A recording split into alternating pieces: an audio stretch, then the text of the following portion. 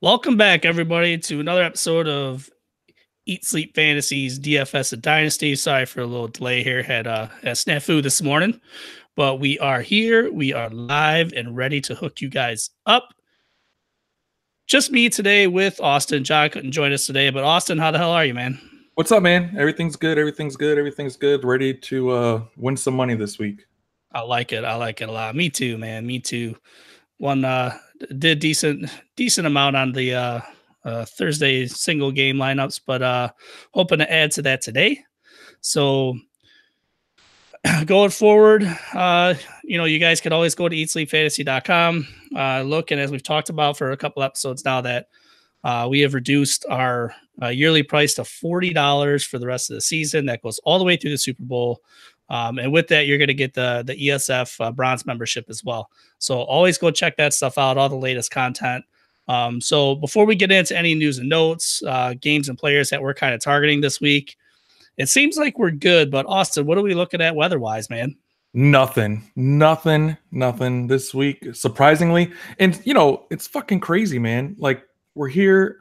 Dude, I must have got like 2 to 3 inches of fucking snow this week. And I'm like, where the fuck is this shit? And then I'm watching, like, I don't know, a couple games down in Indy, no snow. Pittsburgh, Pennsylvania, the Penn State game, no snow. So I'm like, what the fuck is going on? I feel like we were targeted. I want to throw a foul for targeting on the weather this week because this location got crushed. This game misconduct, dude. It really is. We didn't get to. I mean, I'm on the opposite side of the state from you. A little more north than you, but nothing crazy over here, man. Which is kind of weird. I don't know if you just kind of got that lake effect over there, but seems like though, because the last couple weeks we've been dealing with some weather around the league, and seems like some of the people that have got hit the hardest have gotten a break, which is good. And yeah, so that's good, man. Don't really see anything adjustment wise on my end as far as lineups go. So let's just jump into some news and notes. And as I talked about on the episode earlier in the week, with Dez Bryant going to New Orleans, man, just as fast as he showed up, he's gone, man. Talk to me about that. Where do you stand on that? Oh man, I'm not gonna lie. I stayed away from it. I know a lot of people jumped out there and spent some fab budget on picking him up, but I had a feeling. I look at Cam and Meredith, and they have not worked him into anything really to kind of help out. So I couldn't see Dez. And then when I saw he needed to lose weight, and then they wanted to at least get 2 practices in before he even started, I was like, yep, glad I didn't touch him. And then the one that affected the most is Wade, man. That cracks me up. Wade freaking what do you pick him up in the 7th round in our dynasty league? Yeah, and now he's for a guy that was a free agent, he spent some draft capital on him, man. Yeah, so now not anymore. Yeah, I know, right? No, that's a shame though. I mean, and realistically, and I haven't seen anything come through. I don't think they've, officially ruled it yet that he did rupture his Achilles. But if that's the case, that's a 1-year injury right there, and he's 30 years old. That's probably going to end his career, in my opinion. I don't know if that's what will really happen, but that could be a career ender. So yeah, I don't know. Let's move on a little bit though. Kerryon Johnson going up against the Bears this week, and he's been dealing with an ankle injury, I believe, all week. He's going to be active. He'll play. However, with Khalil Mack back in that lineup against that defense, man, I talked about that on a Thursday show too. I mean, I don't even have a Lion in any lineup this week. I don't know about you. Nope, I got nothing. I mean, their price, I don't know. Like I'll talk about later. I feel like FanDuel fucked us over this week, man, on pricing where you really are. I mean, I've been complaining about the past couple weeks, but I really feel like FanDuel was lazy this week and just priced everyone expensive just to fuck us over. Yeah, as we talked about before the show here, man, the main was a little difficult this week, and just because of the games on Thursday and Sunday and Monday, I kind of didn't want to get myself roped into that Thursday to Monday slate. And I played the single game on Thursday. I'll play the single game on Sunday and Monday night. But yeah, the main was tough this week. You really had to be pretty creative. So you'd be curious to see how well people do. And speaking of the main, going to the Washington Redskins, man. Jamison Crowder's out, Chris Thompson's out. I'm not Personally, I'm not super high on Jordan Reed. The only guy I'm really targeting in this is Maurice Harris, man. I mean, he had a solid week last week. Past I couple. know, yeah, last couple weeks for sure. And I know Doxson's priced well, but I don't know. Is there anybody you're really targeting in this game at all? No, not anymore. Like I said, when you look at injuries, you're like, okay, good. There's a couple flyers you can take a chance on, but this during this game, I mean, there's nothing to really take a chance on. With Crowder, Thompson, and that other kid you said earlier is out. I mean, Maurice Harris is 5,900. When I went at first started putting lineups together, and he was one of my targets, I just could not believe how much he cost $5,900. Right now, it's like, man, fuck you, FanDuel. And then Doxson's 4,900. He's not too bad. And I was kind of hoping Reed maybe stubbed his toe or something this week. Nothing crazy, just something to take him out. But then when I looked at Vernon Davis, it's like it doesn't even matter because Vernon Davis is 5,200, the same damn price as Reed. So it's like, what the fuck? I think honestly, the only Redskin I might look at, and dude, making the hair on my arm stand up just thinking about it. Oh man, AP is the only guy I think I would on that side of the ball I would look at. I mean, it is a high scoring game. It's supposedly going to be a high scoring game at 50.5 points, which is crazy. So maybe it's the Tampa Bay side we need to start looking at a little bit more, when we finish up some lineups this week. But I mean, even Ronald Jones is out this week, but Yeah. other than, like I said, I don't like Evans this week. I mean, Fitzpatrick maybe, but I don't find him safe. Washington's defense isn't nothing to play with either. So It's not, but they have been exposed a couple times, and I do have a stack. No, actually, I think I have two stacks. One with Fitzpatrick and Evans, and one with Fitzpatrick and Howard.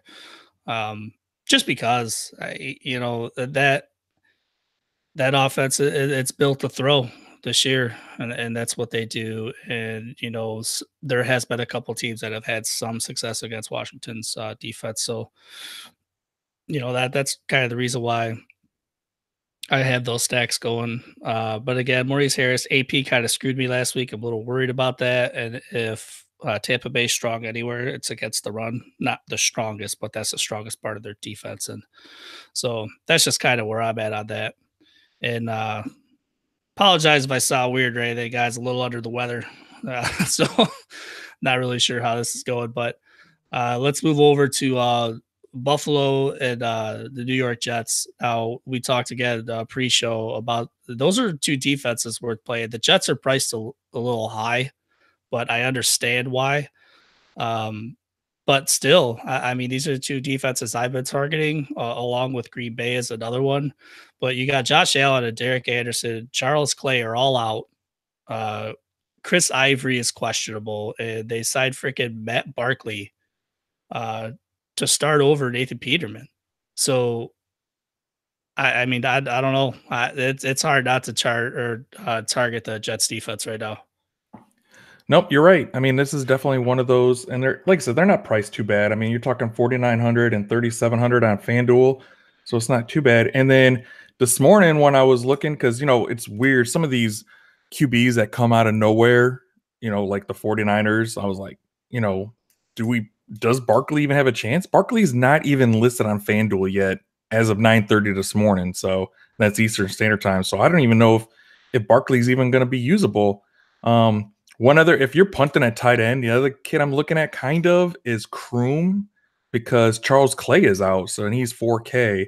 So I mean, he could see some volume, and the weather's there is not too bad. I mean, there's no snow, the wind's relatively decent, And Kroom is even minimally involved, even with Clay in there. yeah, So yeah, you take that volume share out of there. He could be a what the hell guy in the tournament, right? So yeah, I don't think exactly. that's bad at all. And then we got David Njoku, who's questionable, but is expected to play. Um, I mean, I could see him in a few lineups. I think I actually have him in a couple tournament lineups. I like the upside of the guy, and I like what the offense did last week. I've even been looking at both guys at the backfield between Chubb and Duke Johnson. I got Landry in a couple of lineups. I don't know. These are guys worth a look in tournament play. I wouldn't do any of these guys in cash. Maybe Chubb, um, and Njoku, but uh, yeah, I don't know. I like Njoku a lot in this offense. Yeah, I do too. I have him. I have so much exposure to him, but man, seeing that at rib and what is it, knee or rib and something else, like I'm like worried. But there's no one really to go to. I can't think of one to go. Another tight end to like at his price range with potential scoring. So I don't Yeah, know, right. man.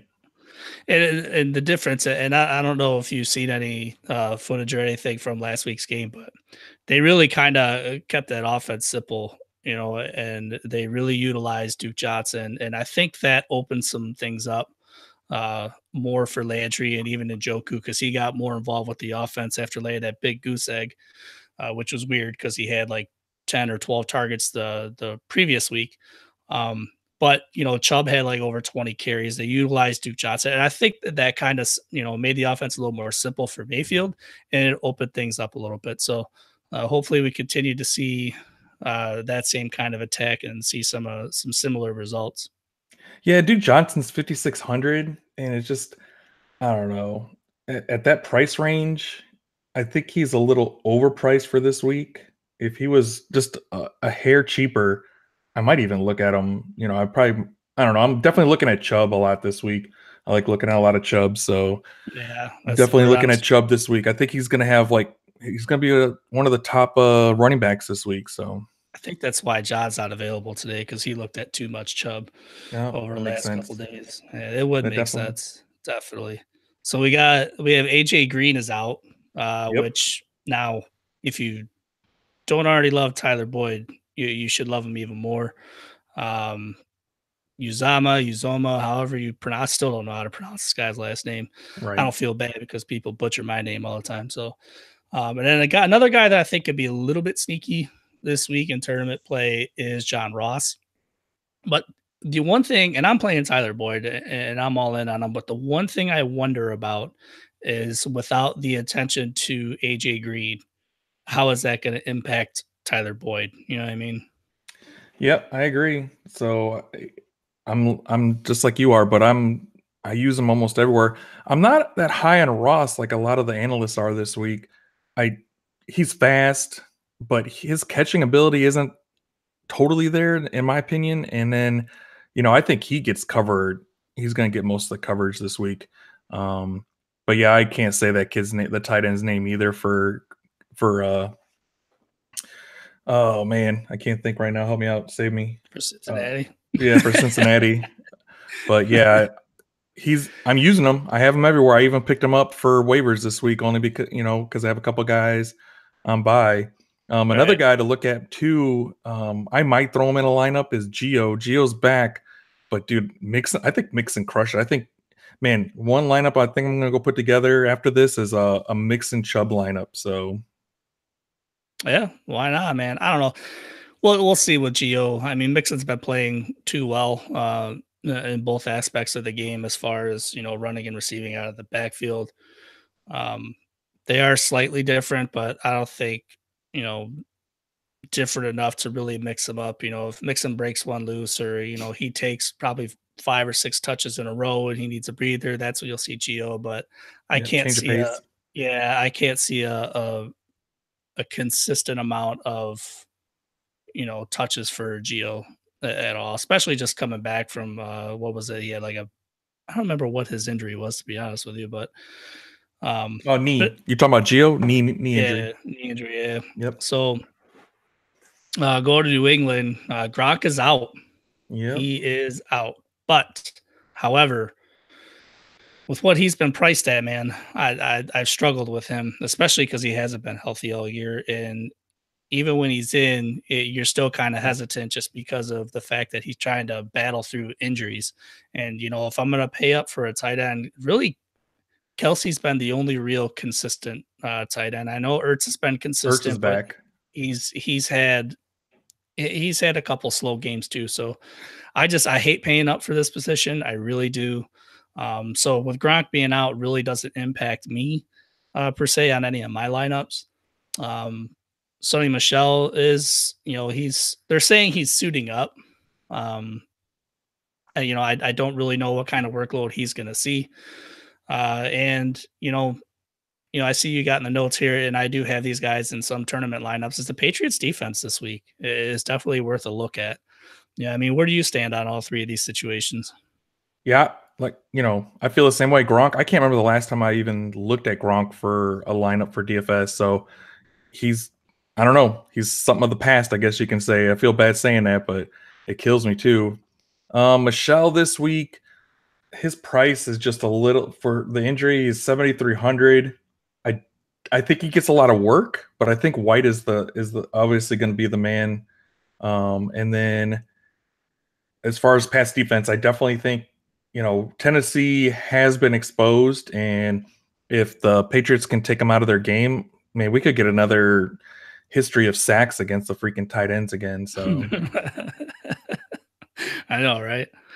So I don't know. Yeah, it'll be that'll definitely be a fun one to play. I think. I mean, I do. I like the way they look the way they've looked the last couple weeks. I think they've been playing better, as well as the Saints defense has been playing a little bit better. So I think that Pats defense is definitely worth taking a flyer on. Yeah, not cash, but tournament. Right, for sure. Yeah, you definitely don't want to do that. Leonard Fournette's back, and he is expected to see a full workload. He's not expected to be limited at all. He's been gone, I think, for like 4 weeks now. And he's priced at 7K. Now, they are playing the Colts this week, and I know that's nothing to really be worried about. However, their run defense has been solid with Darius Leonard, the rookie. The guy is just a fucking man, and he's just been handling the run game all year long. However, Leonard Fournette is a straight up man that runs the ball. So this could be a clash of the Titans between these two. It'd be fun to be fun to watch for sure. But yeah, you go ahead. I was just gonna say, looks like we got a question here. What do we got? So right now, first question to come across: Gordon, Thomas, and Julio in GPP. I'm not sure. I'm gonna assume it's Melvin Gordon and not Josh Gordon. Yeah. Well, if it's Melvin Gordon, I think you have to play him. If it's Josh Gordon, I like his scenario better with Gronk being out, and I'm assuming that's Michael Thomas. Oh yeah, the man. So I mean, he's about as legit as they come. But if it is Melvin Gordon, I love Michael Thomas, but if it is Melvin Gordon, I'd have a hard time not playing him. He's just been entirely way too consistent, and we didn't see any ill effects last week from that hamstring injury. So, and I believe is New Orleans on the road this week? I believe they are. New Orleans is on the road against Cincy. Yeah, so I mean, I'm never a huge fan of Drew Brees or any dome quarterback on the road outside. I mean, last time they were on the road, they were in a dome. He did good. Yeah, but again, he put up like 212 yards and 2 touchdowns, and for that price, I'm not paying up for Drew Brees. And Michael Thomas, he did okay in that scenario, but I just have a hard time trusting that. So if it is Melvin Gordon you're talking about, I would play Melvin Gordon. If it's Josh Gordon you're talking about, I'd probably lean more towards Michael Thomas and all of them over Julio. I mean, Julio is Julio. He's about as good as they get. He'll be solid. Well, he'll be solid in DraftKings because of the PPR. But again, he just got his first touchdown last week, so I don't know. It's difficult to trust. I'm using all three of them. I feel all of them are safe for GPP and for cash this week. So, and we'll get into a couple of these players later on. We got a couple more notes on them. But one other real quick question: with no Darius Slay, is Allen Robinson a GPP play for this week? I'll start it off this week. Allen Robinson, I've kind of not looked at his direction. Trying to find his price and stuff real quick. I know he's a full go. He doesn't have he doesn't have a designation, but it's very hard to say because there's just so many targets on that team. Oh my gosh, 6,300 this week, and I mean, but then you got guys like Gabriel 5,400, Anthony Miller's 5,300, and I like them better in their situation. And then even Trey Burton this week is 6,100. I think he has a productive day to against Detroit. So it's good. I was just gonna say I'm going heavy on Trey Burton, Tariq Cohen, and Jordan Howard. I can just kind of see that offense going in that direction against that defense. I mean, there's no real reason to air it out when Detroit can't stop anybody on the ground. Yeah, and then back to the Fournette that game, dude. Once again, I feel like we're cheated. I mean, Fournette 7K. I mean, coming off an injury, he's going against the Colts, and their run defense is hot. I don't think he should have been that much. Fucking FanDuel. But and then the last note we have here, Lev Bell losing almost $14 million. I mean, god damn. I want to know who his investment advisor is, because boy, to give up on $14 million, that's a lot of dough. Yeah, it is. And he's not hurting, man. But you know what's funny though is I saw a stat yesterday that actually Le'Veon Bell last year to this point to James Conner this year to this point, Conner is slightly better statistically. Right. Which is very interesting and very funny. Yeah. So let's look at some top games to target. We were just talking a second ago about Saints at the Bengals. It started the week at 54, and then it has dropped to 53.5. So they're probably seeing the same thing you did. Is they're worried about Breeze outdoors and stuff like that. But hey, and then if you used our lineups last week, we did have a Saints stack, and it hit good, it hit nice. It was a moneymaker last week. So yeah. So go to Eat Sleep Fantasy, go to subscribe, hit a weekly lineup. It's $5 and $40 for the season, the rest of the season. But I will have we'll definitely have there's another Saints stack in there. Breeze, Thomas, Kamara, and even Watson are playable in cash this week and tournaments. And then I think Ingram even scores this week, so he's playable.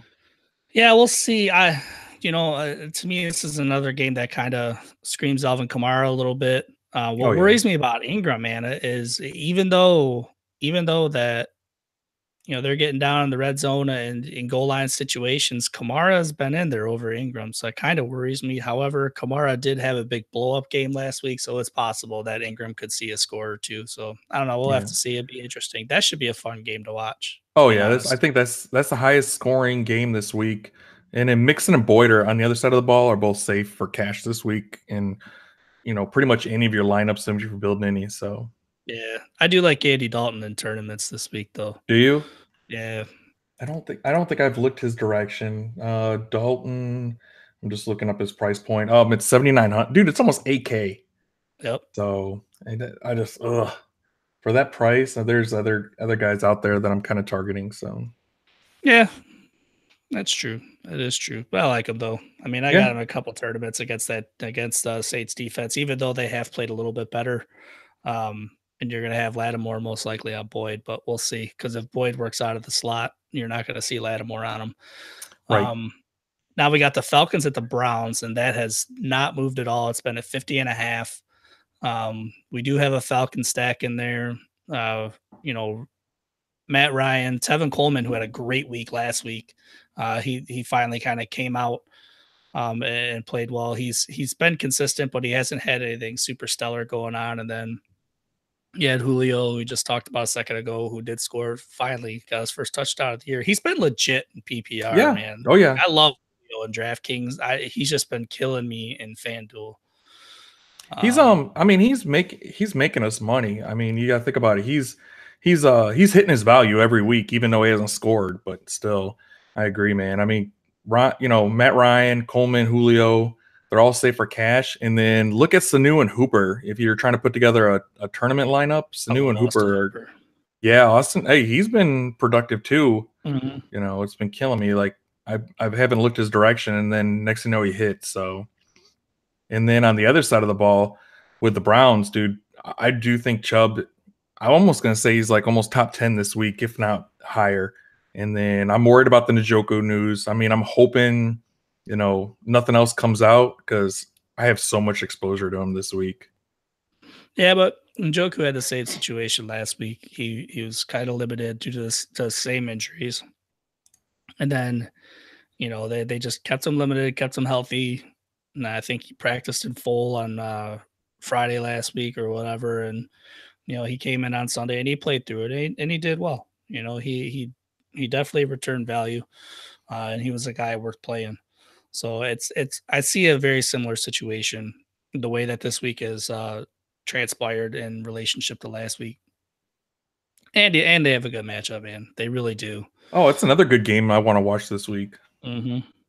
So we got the Chargers at the Raiders. That moved from 50 to 49.5. Love the Chargers this week. I really do. Fire up Rivers, fire up Gordon, fire up Keenan Allen.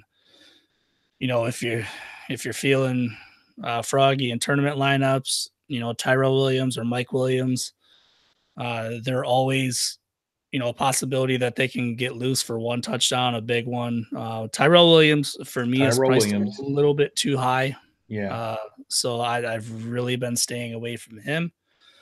But definitely Rivers and Gordon and Keenan Allen. Keenan Allen more so, I would say, in DraftKings just because of the PPR value. But he's another one that hasn't seen a whole lot of touchdowns this year, which is weird.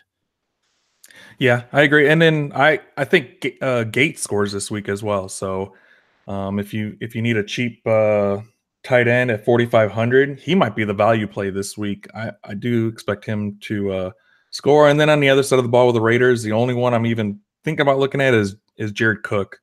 But their defense, I mean, the Chargers defense is starting to come alive too. So I'm a little worried, but I know the Chargers are weak against tight ends for the most part. So what do you think of Jared Cook? I like Jared Cook. I look at him every week. His price point has been fairly consistent. Like him, David Njoku, Austin Hooper, they've all been fairly consistent. They've each had their big games, but they've also had some down games, and then their floor has been very consistent. Now, a guy that really bummed me out that's I've been targeting a lot, and I have him in my Tampa Bay stack, and I have him in maybe one or two other tournaments is OJ Howard, just because he's been a man on a mission all year long. He's been looked to by either quarterback in the red zone, but I mean, I think it's what was he at, like 6,500 this week or something like that. So I didn't want to involve him too much because of his price point, because I think I can get value at other places. But yeah, I do like Jared Cook. Yeah, I'm going to go on a limb here and say that the Chargers stack that we have put together is going to outscore the Chiefs stack this week. So, ooh, yeah, well, I got one other stack that could do really well this week too later on. That's bold, but I like it. Yeah. So speaking of the Chiefs, they did outscore all stacks. They did, not by much though. It was only like 3 points. They outscored. They outscored the New Orleans stack we made. But dude, I didn't play the freaking Chiefs stack in the right spot. So, but it would have hit. It would have hit, and you would have probably, I guess, what they call hit nut, like we did with the Saint stack. So that's another thing you got to think about too, is when you're playing these, you have to play them in the right areas. They talk about DFS being a game of skill and game of luck.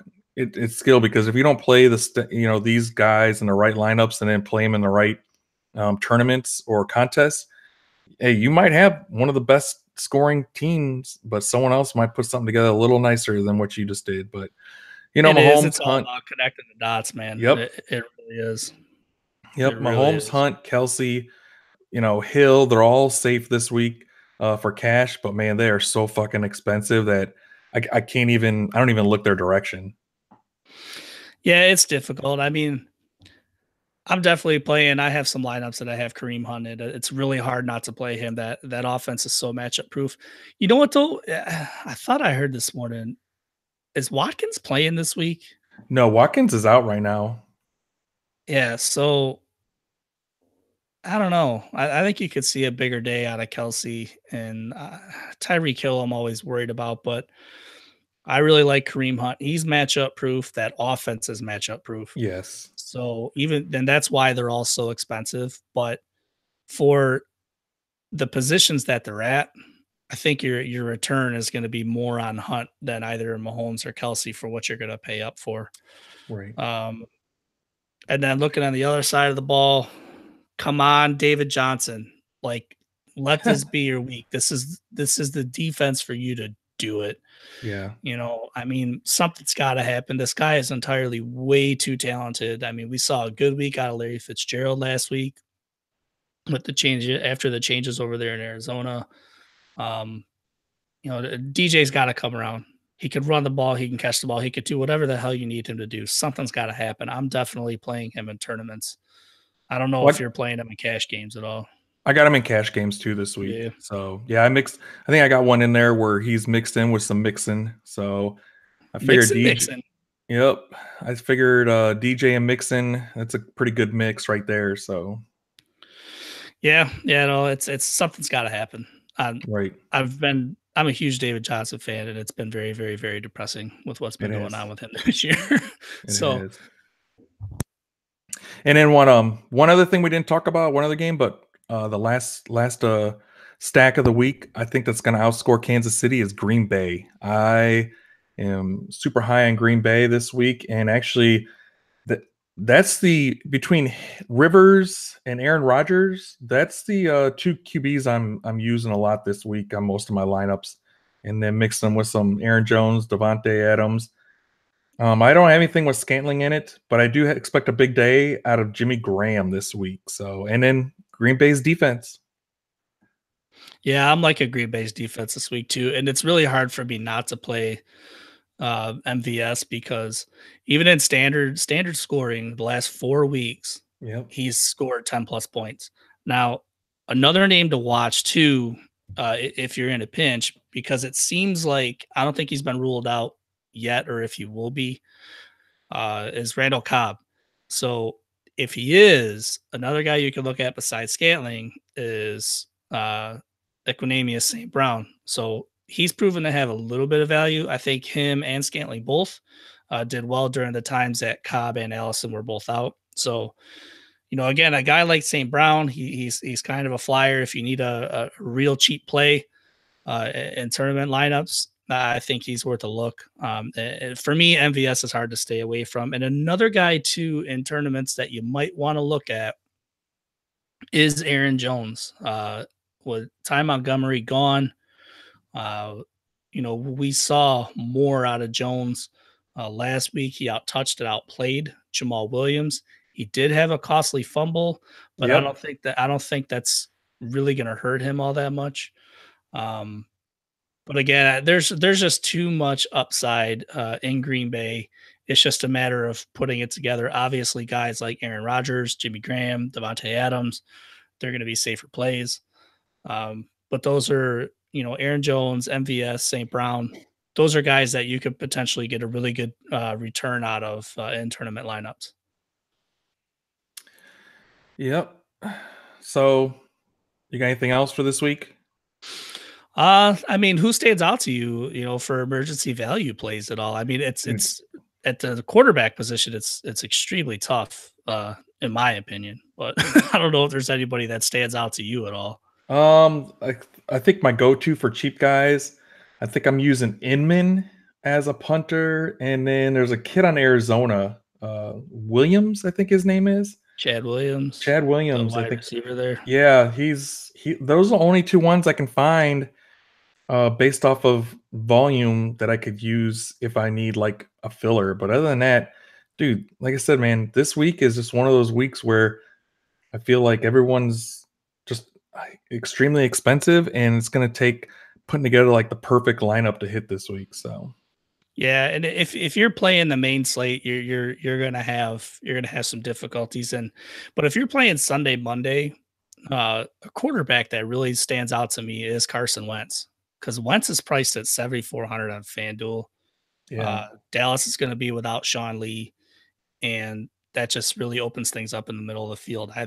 I feel, and for the players that they have and the type of offense that Philadelphia likes to run. I think Carson Wentz, if you're playing the Sunday, Monday, could be a good value for you. Yep. If I hit on my Sunday lineups or make a little bit of money, I'll play a Sunday Monday lineup. But if I don't, then like I haven't been, so I'll just sit back and watch the games because I think the Dallas Philly game is going to be a good one to watch. Yeah. I don't even mind the Giants and 49ers this week. I mean, Right. Kittle would be the tight end I would use for sure. But he's so fucking 7,800. But man, his volume is just amazing. And then Mullins is 7,300 and Wentz is 7,400. What the fuck, you know? Nick Mullins, man, he's legit. Yeah, whatever. Oh man, he crushed me last week. Oh God, I wish Chapman was out here to talk about that. Sorry, Oh Sly. man. You know what though? Another guy, just looking at it, especially because he had a good week last week. Larry Fitzgerald against Kansas City. I know they're in Arrowhead, and that's going to be tough. You know, it's very tough to play at Arrowhead. But Cold. He's only priced at 5,800 too. Yeah. So yeah, I don't know. I mean, he's another one that could be worth a look. Maybe even Christian Kirk. He's at 54. So I like Kirk. you know, those are two guys that, you know, it's very clear that offense that Arizona's going to get behind. So, and, you know, they're going to force the rookie to throw the ball a little bit. So, you know, even Kansas City is a defense you could possibly look at as well. But, you know, David Johnson, Larry Fitzgerald, Christian Kirk. I think DJ is the only one worth playing in cash and tournament, but Fitz and Kirk are a look at in tournament play. So I don't know, man. If you don't have anything else, I think we'll wrap this up. Yep. Last couple things. I want to give a shout out to David. Happy birthday. Love you, brother. And then I'll be finishing off this bottle of Blanton's, thinking about my brothers and sisters in arms. Happy Veterans Day. You know, just one of those days. Go out there and I guess go get your free food. I'm not one of those individuals who like to go out there and do that stuff. I'll be sitting in here watching 7 to 8 hours of football. So. And you know what? There's no better bottle to celebrate with. I'm a big fan of Blanton's myself. Oh yeah. Yep, for sure. But as Austin said, man, happy Veterans Day to all. You know, again, go to eatsleepfantasy.com. Look at everything that we talked about before. You can always find myself on Twitter at SPAC21. That's SSPAC21. Austin, where can they find you at on there? As usual, AUSTN37 without the I. I don't know, man. We don't get a lot of questions. I'm surprised because, man, like, you know, these past couple weeks have been really nice as far as lineups hitting. So yeah, and we've been posting our winnings, man. That's one thing. You know, we're advertising what we're winning. So again, we had one hiccup in week 6. Other than that, we've been winning. So if you guys are following us, you're following our lineups, you're making money too. So with all that being said, again, happy Veterans Day to all, and good luck to you guys in week 10.